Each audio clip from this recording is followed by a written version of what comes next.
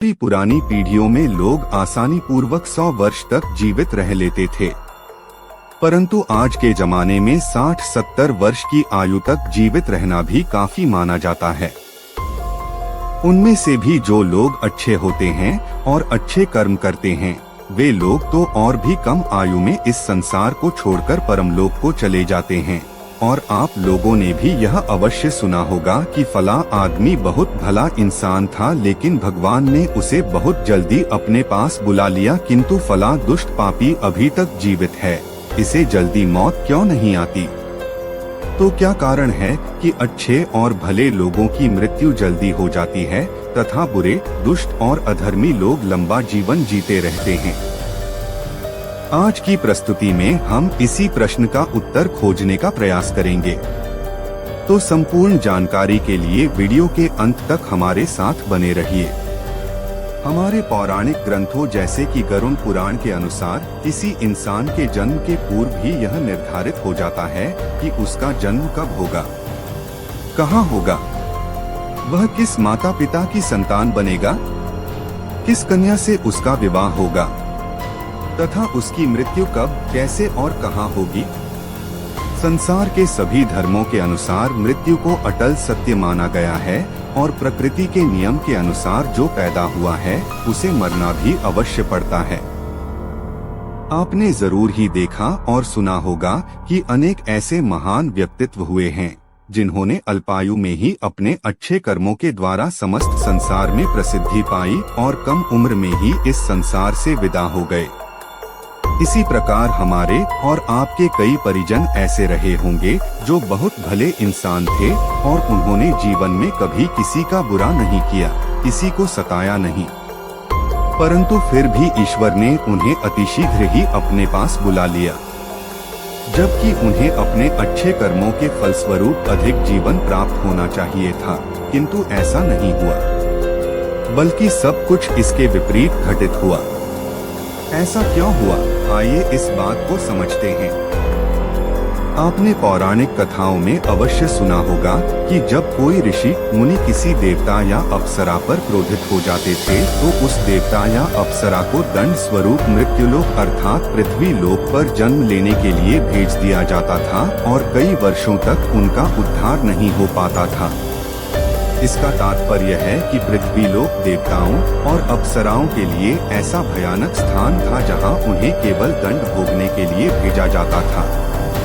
श्राप मिलने पर वे गिड़गिड़ाकर प्रार्थना करते थे कि मुझसे भूल हो गई है, कृपया मुझे क्षमा कर दीजिए और मुझे उद्धार का उपाय बता दीजिए।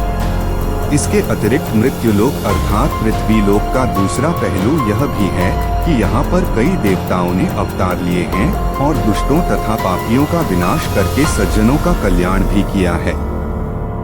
कहने का तात्पर्य यह है कि मृत्युलोक समस्त ब्रह्मांड में न तो अच्छा स्थान है और न ही बुरा। इसे एक प्रकार से आप कर्मभूमि कह सकते हैं, जहाँ पर कर्मों के अनुरूप ही आगे की यात्रा तय होती है।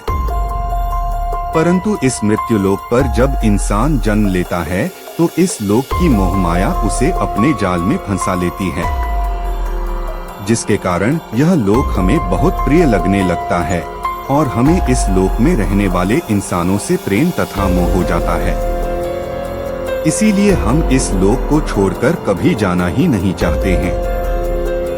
यदि हमारा कोई प्रियजन भी जब इस लोक को छोड़कर चला जाता है तो हमें अत्यधिक दुख होता है। जब कोई इंसान मृत्यु को प्राप्त होता है तो उसकी जीवात्मा यमदेव के पास जाती है, जहां उसके अच्छे और बुरे कर्मों का लेखा जोखा होता है।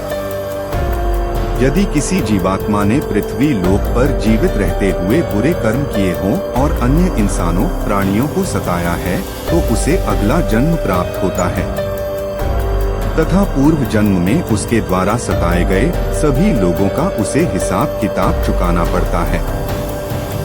इसी कारण से उस जीवात्मा को लंबे जीवन काल का मौका दिया जाता है। यदि किसी जीवात्मा ने पूर्व जन्म में अच्छे कर्म किए होते हैं तथा कुछ बुरे कर्म किसी कारणवश उसके द्वारा हो जाते हैं तो अगले जीवन काल में उन बुरे कर्मों का हिसाब चुकाने के लिए उसे कम सांसें प्रदान की जाती हैं। अब इस बात पर भी कई लोग यह कहेंगे कि अच्छे कर्म करने वालों को लंबी आयु मिलनी चाहिए और बुरे कर्म करने वालों को छोटी आयु मिलनी चाहिए। परंतु कोई कुछ भी कहे, परमात्मा ने जो भी नियम या व्यवस्था बनाई है वह अति उत्तम व्यवस्था बनाई है, क्योंकि इस मृत्युलोक पर जीवन बिताना जीवात्मा का परम लक्ष्य नहीं है। जीवात्मा का परम लक्ष्य तो पवित्र बनकर मोक्ष प्राप्त करना है। जब हम नया जन्म लेते हैं तो हमें अवसर प्राप्त होता है कि हम अच्छे कर्म करके अपने परलोक गमन के स्तर को सुधारें, परंतु हम बुरे कर्म करके उस स्तर को नीचे गिरा लेते हैं, जिसके कारण मृत्यु के बाद भी हमें मुक्ति के लिए लाखों करोड़ों कल्पों तक उन पाप कर्मों की सजा को सहते हुए प्रेत रूप में भटकना पड़ता है। पुराणों में कहा गया है कि एक जीवात्मा को 84 लाख योनियों में जन्म लेकर मुक्ति हेतु इस मृत्युलोक के चक्कर लगाने पड़ते हैं, तब उसे मोक्ष की प्राप्ति होती है। परंतु जो जीवात्मा अच्छे कर्म करने वाली होती हैं और परोपकार करने वाली होती हैं, उस जीवात्मा की मदद ईश्वर उसे अल्पायु प्रदान करके करते हैं, जिससे कि वह अतिशीघ्र शुद्धता प्राप्त कर सके और उसे कुछ जन्मों में ही परमधाम प्राप्त करके मृत्युलोक के कष्टों से छुटकारा मिल सके।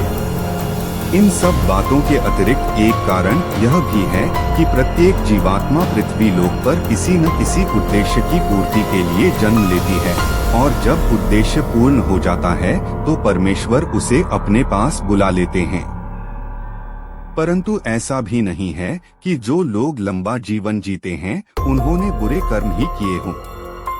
यदि वह अभी तक जीवित हैं, तो इसका तात्पर्य यह भी हो सकता है कि उनके जीवन का उद्देश्य अभी तक पूरा नहीं हुआ है। तो आशा करते हैं कि आप समझ चुके होंगे अच्छे लोगों की मृत्यु अतिशीघ्र क्यों हो जाती है। हमारे जिन परिजनों की मृत्यु शीघ्र हो गई, वह एक पवित्र आत्मा थे और जितने समय तक हमें उनका स्नेह मिला वह हमारा सौभाग्य था। उनके लिए हमें ईश्वर से प्रार्थना करनी चाहिए कि उनकी आत्मा को शीघ्रातिशीघ्र परमधाम की प्राप्ति हो जाए। प्रिय दर्शकों, यह थी हमारी आज की प्रस्तुति। आपको हमारी आज की प्रस्तुति कैसी लगी, कृपया कमेंट करके हमें अवश्य बताएं और हमारे चैनल को सब्सक्राइब करके हमारा सहयोग करें। धन्यवाद।